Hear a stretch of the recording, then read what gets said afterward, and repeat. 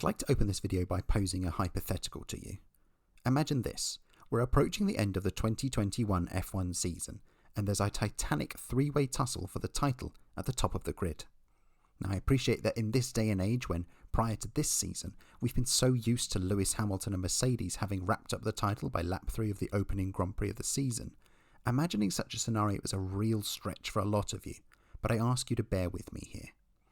This three-way battle sees Hamilton in his Mercedes, Max Verstappen in his Red Bull, and the third driver is not Valtteri Bottas or Sergio Perez or Daniel Ricciardo, it's Pierre Gasly in his AlphaTauri.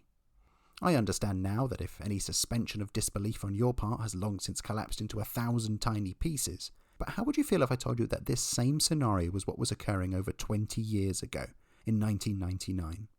Two of the biggest title contenders being suddenly challenged by a driver whose reputation was in tatters after a promotion and demotion from a World Championship winning team where he'd been comprehensively outperformed, driving for a team that, whilst race winners, had a long-standing track record of being just outside the best of the rest, and mostly just known as a proving ground for F1 youngsters to hone their skills before being picked off by bigger and better teams. This, dear viewer, is the story of Heinz-Harald Frentzen and Jordan Grand Prix's title push. Let's talk a little about Jordan first. Team owner Eddie Jordan was a junior series racer during the 1970s, winning races here and there, and even getting a couple of test sessions with the McLaren F1 team. Short on money to continue progressing his own career, he set about founding his own team, Eddie Jordan Racing, to run in junior series across Britain. They rose to prominence during the 1983 British Formula 3 season, when they ran Martin Brundle against future F1 great Ayrton Senna in a legendary title duel, and would win the title in 1987 with Johnny Herbert. Stepping up to Formula 3000, the equivalent of Formula 2 nowadays, in 1988, they won first time out with Herbert once more, before going on to a dominant title success with Jean Alesi in 1989. 1990 was less successful, but the team had already set their sights on the next rung on the ladder for 1991. Designed by Gary Anderson, their debut car, the 191, proved solidly dependable at the hands of drivers Andrea De Cesaris and Bertrand Gachot. The team scored 13 points to finish 5th in the Constructors in their debut season, beating former champions Tyrrell, Lotus and Brabham. Many rivals welcomed their addition, and it was clear from the off that Jordan were a team that would last the pace, unlike so many other new teams that had cropped up in the late 80s. Amazingly, Jordan were almost Grand Prix winners before the year was out, when De Cesaris was closing down on Ayrton Senna's McLaren for the lead at the Belgian Grand Prix, only for his engine to give up with just 3 laps to go. A little-known driver by the name of Michael Schumacher would make his debut for Jordan that weekend too, and go on to achieve minor success in F1 in the future. Second album syndrome struck them in 1992, and their new unreliable and underpowered Yamaha engine would drop Jordan to 11th. 1993 saw some more shining moments. Rookie Rubens Barrichello ran an outstanding second place behind Senna in torrential conditions at the European Grand Prix, before he was forced to retire with fuel feed issues with 6 laps to go. The team's only points came when he and teammate Eddie Irvine were 5th and 6th respectively in the penultimate race. From 1994 to 1997, they consistently finished 5th or 6th in the Constructors. There were 6 podiums scored in that time, with young guns Giancarlo Fisichella, Ralf Schumacher, and a fantastic result at the 1995 Canadian Grand Prix, when Barrichello and Irvine were 2nd and 3rd behind race winner Jean Alesi, their old junior series champion. 1998 was supposed to be Jordan's breakthrough year. Promising pre-season testing, coupled with new driver 1996 world champion Damon Hill, paired alongside the talented Ralf Schumacher, meant that all signs pointed towards Jordan's best chances for that elusive first win. It seemed though that at the halfway point of the season, no one had told the car that. Severe understeer problems and an underpowered Mugen Honda engine meant that after the French Grand Prix, the 8th round of the season, Jordan was sitting pretty on a magnificent no points, with their lowest point coming at the Monaco Grand Prix, where both cars lined up on the 8th row of the grid. Technical director Gary Anderson, who'd been with Jordan since the very beginning of Jordan's F1 adventure, left the team and was replaced with Tyrrell's Mike Gascoigne. A huge number of improvements were made across the car and to the engine, and the result being that points were scored at every remaining round of the season, bar one. Most importantly, the team enjoyed their day of days at the Belgian Grand Prix, when Hill and Schumacher came home in first and second for the team's first ever win after 127 Grand Prix, a record that still stands to this day. That result, coupled with their strong end-of-season form, boosted Jordan to their best finish yet, fourth in the Constructors, just 4 points behind Williams. But it wasn't all peaches and cream. While Schumacher had finished second to Hill, he had been catching him, and it later emerged that team orders had been issued to prevent the two clashing on track and ruining Jordan's chance of a first win. Frustrated, Schumacher announced he would be leaving the team at the following race, leaving a vacant seat at Jordan. But Jordan, hungry to climb higher in the standings and finally shake off their tag as a kindergarten team for drivers to learn their trade before moving elsewhere, had their eyes set on a newly available race winner to give him his strongest lineup yet. A duelling partner with Michael Schumacher in German Formula 3, Heinz-Harald Frentzen made his F1 debut with Sauber in 1994. A steady debut campaign was followed up by his and Sauber's first podium at the Italian Grand Prix the next year, during a consistent sophomore campaign with 7 more point-scoring drives en route to a 9th place finish in the championship. 1996 was a disappointing season, with a couple of 4th places at Monaco and Spain, his best result all year. But his impressive performances had caught the eye of 1996 champions Williams, who shocked the paddock when they signed up Frentzen to replace the soon-to-be world champion Damon Hill.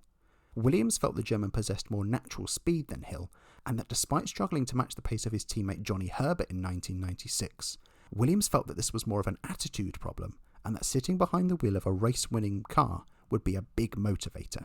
Regardless, it was still a daunting order to replace the then reigning world champion. The start of the season was a baptism of fire. His season record read nil points after the first 3 races, and there were already murmurings of discontent between himself and the management. Thankfully, it all came right in the next round at Imola, where he took his maiden F1 win, ahead of Michael Schumacher in what would be the first ever German 1-2 in F1 history. Still, that would be his only win of the year, whilst teammate Jacques Villeneuve would take 6 and be crowned champion. To Frentzen's credit, he took 5 consecutive podiums at the year's end, culminating in a great second place in Japan, which helped Williams retain the Constructors' title. He had done his part for the team, albeit more as a number 2 driver, and when Schumacher was disqualified from the season after, let's say, some interesting racing concepts at Jerez, Frentzen was promoted to second in the championship. The 1998 Williams, though, was like going from The Godfather Part 2 to The Godfather Part 3. No wins and only 3 podiums, only one of which came from Heinz-Harald at the opening round in Australia. The conservatively designed car, matched with an outdated engine, saw both drivers struggle, and subsequently bid adieu to Williams before 1999. Villeneuve went off to the new BAR team, whilst Frentzen, after toying with the idea of heading to IndyCar, joined Jordan. In many ways, they were 2 parties in different trajectories, and yet maybe the stars would perfectly align in the middle. Frentzen, eager to rebuild his reputation, could do so at a team that was on the up, whilst Jordan, eager for more success, would benefit from a freshly motivated and hungry new driver. Added backing from sponsors Benson and Hedges, the ever-improving Mugen Honda engines, and an excellent design from Mike Gascoigne, and there was no reason Jordan couldn't overhaul Williams in that battle for third. The season started with a bang in Australia, as Frentzen finished in second place, just behind Ferrari's Eddie Irvine. But truth be told, it was more of a fortunate result than one based on pace alone. Both McLarens had retired early on, and the other Ferrari of Michael Schumacher had stalled on the grid and was forced to start from the back. Brazil was a similar story, finishing a distant third, which he inherited after Irvine was forced into an extra pit stop to solve a pneumatic issue. Frentzen actually ran out of fuel on the final lap, but was lucky to find Ralf Schumacher in fourth, a lap down, and unable to pass him. At Imola, he was chasing Irvine for third when Irvine's engine blew up, and as Frentzen approached the stricken Ferrari, he spun off on the resultant slick. He was running in 5th place at Monaco when the McLaren of David Coulthard ahead of him had his gearbox fail, which allowed Frentzen to coast past and pick up his third top 4 finish from the opening 4 races. Spain was a largely anonymous affair, and he retired at the halfway mark with differential issues whilst running in 9th place. He should have bounced back with another podium in Canada after benefiting from Schumacher crashing out from the lead and Coulthard and Irvine clashing to rise to 2nd place. But a brake failure with just 4 laps to go caused him to crash heavily. Heading into round 7, the French Grand Prix, it was looking like it would be a three-way fight for the title between Mika Häkkinen on 34 points, Michael Schumacher on 30, and Irvine on 25. Heinz-Harald was sitting pretty in 4th place, clearly and comfortably best of the rest. The Jordan wasn't fast enough to challenge the McLarens or the Ferraris, but crucially had reliability and a pinch of luck on their side to fully take advantage of their rivals' errors and issues, even if they'd been suspect to a couple of them themselves. But in France, Jordan would find another way to outfox their rivals. Qualifying was a wet and wild affair, which completely jumbled the grid order. Stewart's Rubens Barrichello had taken pole, followed by Sauber's Jean Alesi and Prost's Olivier Panis. Frentzen was 5th and Michael Schumacher 6th, but Häkkinen and Irvine found themselves down in 14th and 17th place. What followed was one of the most exciting races in F1 history, with 5 different race leaders and 8 total lead changes on track in mixed conditions. Barrichello led from pole until lap 6, when Coulthard nipped past at the hairpin, and there he stayed for a grand total of 4 laps until his alternator failed. It was good news and bad news for Barrichello and Stewart as they now chased their first Grand Prix win. The good news for Barrichello was that he was now back out in front. The bad news was that the other McLaren of Häkkinen had climbed all the way to 2nd by lap 19 and was closing fast. The rain started falling and everyone headed to the pits for wet tyres. In the battle of the pit stops, Stewart came out on top and Barrichello re-emerged in the lead, but only just. Conditions got worse and worse. Alesi spun out from 3rd, followed by Jacques Villeneuve and then Giancarlo Fisichella. The marshals had seen enough and sent out the safety car, which stayed out for the next 11 laps. Once the F1 gods had decided they didn't want the teams to crack on with some arc building, the rain died down and the race resumed. Barrichello led, followed by Häkkinen, Frentzen and Michael Schumacher. Häkkinen had a go at Barrichello into the hairpin, but misjudged the move and spun. Schumacher had jumped Frentzen and was now gaining on Barrichello, promptly taking the lead on lap 44. And there he stayed for another 10 laps until he started suffering issues with gear selection. Into the pits he came for a new steering wheel, leaving Barrichello, Frentzen and Häkkinen at the front. Again, Häkkinen went past Frentzen and then Barrichello once more. Just when all looked set and done, it turns out that Jordan had gone all in with a bold fuel strategy and it was about to pay off. They were running a one-stop strategy compared to Barrichello and Häkkinen's 2-stop efforts. So when the two of them stopped a few laps later, Frentzen soared past into the lead and never looked back on his way to both his and Jordan's second ever victory.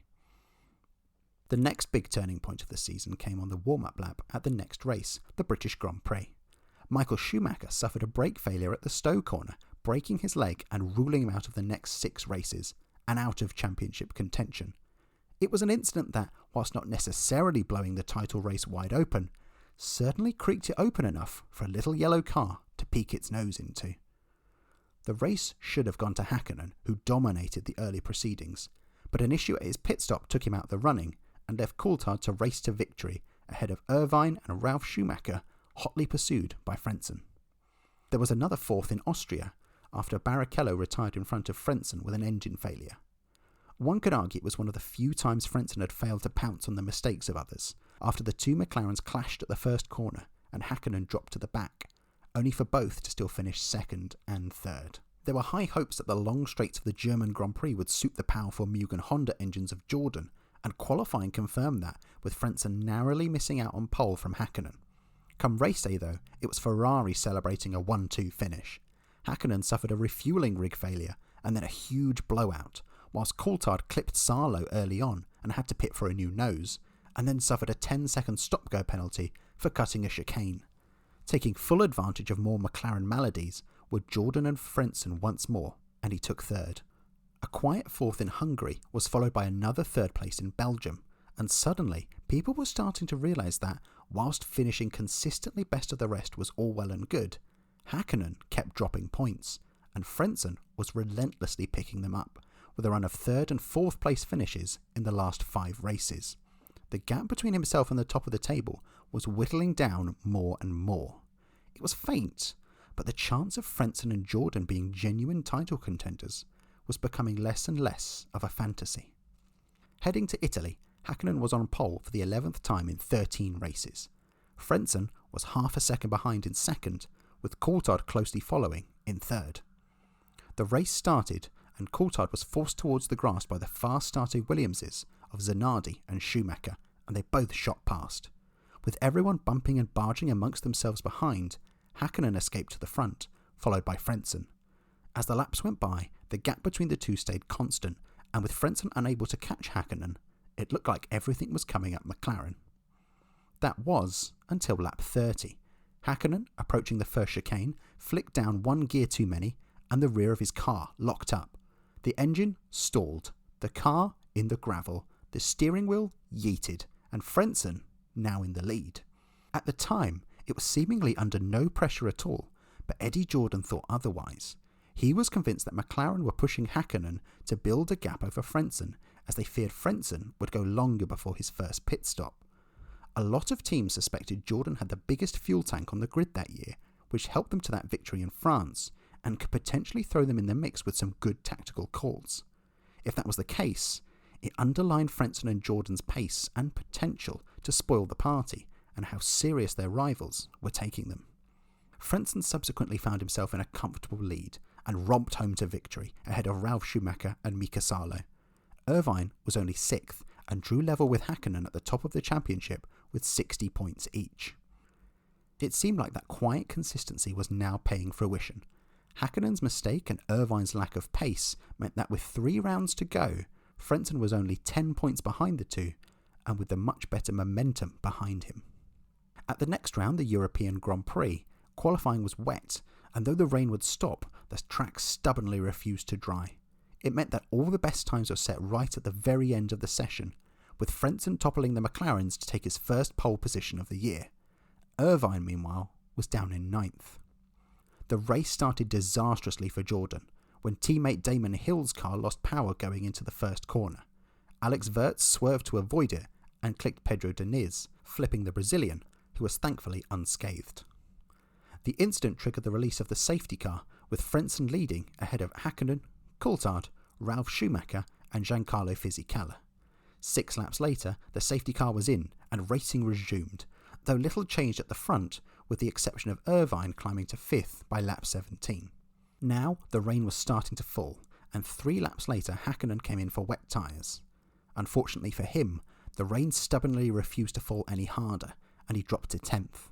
After 4 laps, he and McLaren admitted defeat, and pitted once more for dry tyres. Determined not to be outdone by their rivals, Ferrari pitted Irvine and presented him with some pit stop maladies of their own, when the right rear tyre wasn't ready, losing Irvine a chunk of time too. Once again, McLaren and Ferrari had shot themselves in the foot, to the point where it must be questioned whether there was any foot left to shoot, and there was a familiar yellow car out front picking up the pieces, with Häkkinen and Irvine now down to 12th and 13th, and Frentzen leading with 2/3 of the race still to go.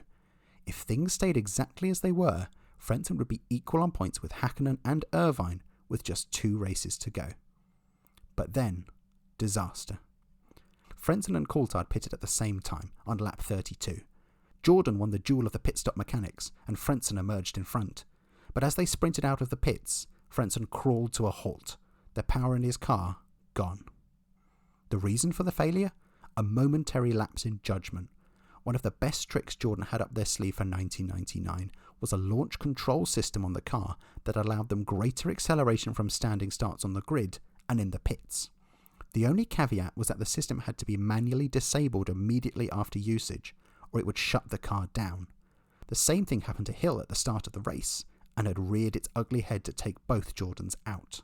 Jordan would later suggest that the blame laid squarely at the feet of Frentzen's race engineer, Sam Michael. Jordan had drilled into Michael the importance of reminding Frentzen every time the system was used to turn it off immediately afterwards. But on this occasion, for whatever reason, it slipped the mind of both Michael and Frentzen, to disastrous consequences. From there on, the remainder of the race was pure chaos. Coulthard took over the lead for the next 5 laps, but was pushing too hard and slid off. To the front came Ralf Schumacher, primed to take his first Grand Prix win ahead of Fisichella, who was looking to do the same. But Schumacher needed to pit again, leaving Fisichella in front, only for Fisichella to slide off 4 laps later. Back in front, Schumacher led once more for one glorious lap, only for his right rear tyre to blow. And so from 14th on the grid, Johnny Herbert Stewart was now leading, and promptly did so all the way to the line, taking Stewart's first ever win. Late retirements by Luca Badoer's Minardi and Jacques Villeneuve's BAR would promote Hakkinen to 5th, whilst Irvine was only 7th. The chaotic conditions that followed Frentzen's retirement show that, had there been no mechanical issues, victory was still not guaranteed. But given that both he and Jordan had shown great skills in changing wet weather conditions, like Belgium 98 or France earlier in the year, it wouldn't have been unimaginable. Heading into Malaysia, Frentzen was now 12 points adrift, with only a maximum of 20 points available, leaving him with the slimmest of slim shady shots at the title. Bystanders would be forgiven for assuming that the hammer blow to their championship hopes at the last race had taken their toll on Frentzen and the team, but the truth was, Malaysia was simply the worst weekend for Jordan at the worst possible time. The Sepang circuit was newly built, with not a lot of grip on the surface. To add to that, there was problem after problem for Frentzen. He spun in qualifying when his headrest decided it didn't want to remain attached to the car any longer. Then there were brake problems with the car, forcing him to switch to the spare car, which he hadn't driven before, and also didn't have the same power in the engine for qualifying as his normal car did. It meant Frentzen was mired down in 14th place on the grid. He recovered to 6th, but with Irvine winning and Hakkinen 3rd, the damage was done, and he was out of championship contention. He finished the year with a 4th place in Japan, ending the season with 54 points and a 3rd place finish overall. Hopes were high for 2000, with some journalists even dubbing Frentzen the man with the golden car and tagging him as a favourite for the championship ahead. But the realists were able to review their prospects objectively. It was not only the reliability and the consistency of the Jordan that had propelled them towards the title, but it was errors and problems for the others. If McLaren and Hakkinen cut out the silly mistakes that had plagued them last year, and Michael Schumacher and Ferrari didn't set out for a third of the season, realistically, 3rd place overall was as much as Frentzen and Jordan could expect. In addition, 2000 marked the start of the manufacturers' boom in Formula 1. The likes of BMW, Renault, Honda, Toyota and Ford would revitalise the fortunes of so many midfield runners, most of them anyway, with a plethora of resources that Jordan could only dream of. With the power of hindsight, 2000 was the beginning of the end for the little guys like Jordan, being able to take the fight to the giants at the front of the grid.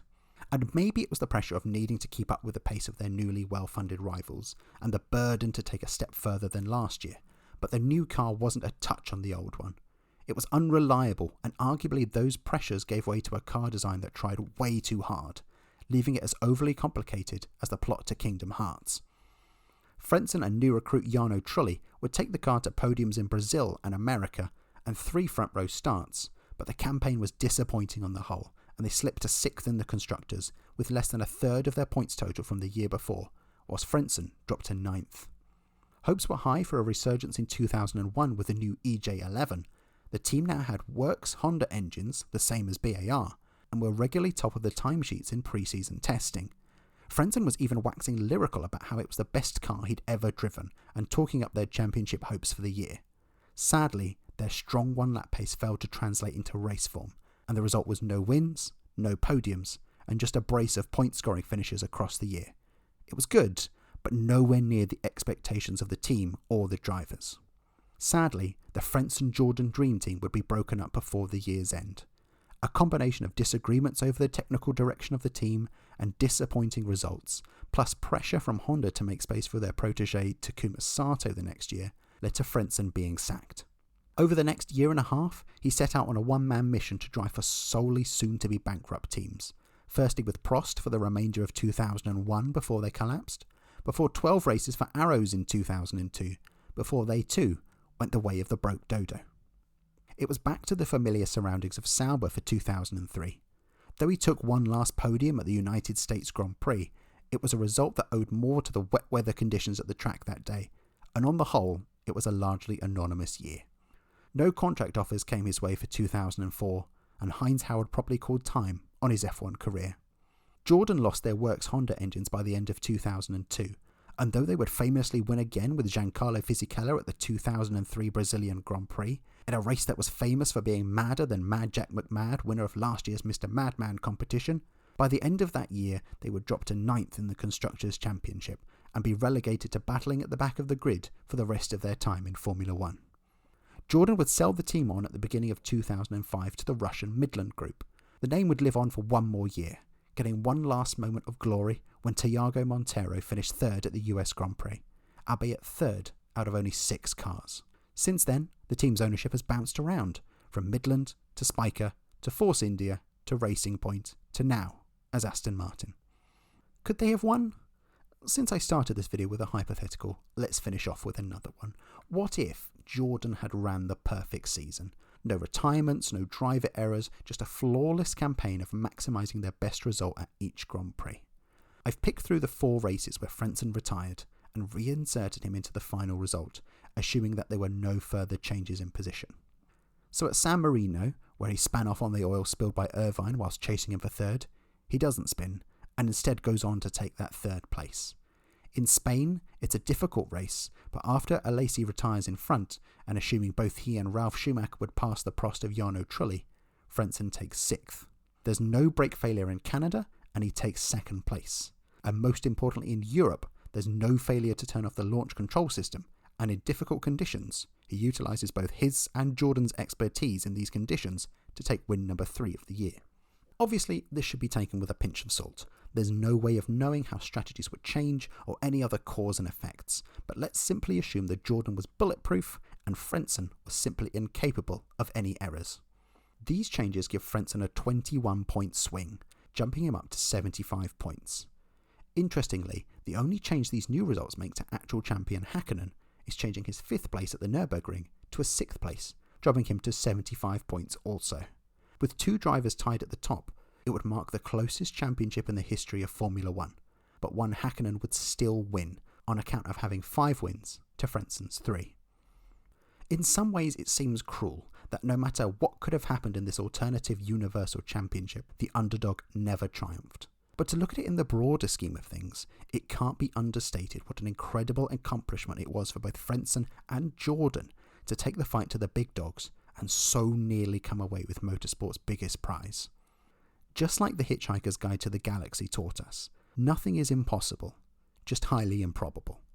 Maybe that's why I and countless others continue to diligently watch F1 year in, year out, when all signs seem to point to another predictable year. So we can have those glorious moments before the lights go out on the season opener, for those moments when George Russell takes the lead on his Mercedes debut, and when the likes of Heinz-Harald Frentzen are challenging for a world title. Those moments are what make the highly improbable just seem a little bit more probable. And it makes those moments like Pierre Gasly winning the Italian Grand Prix all the sweeter.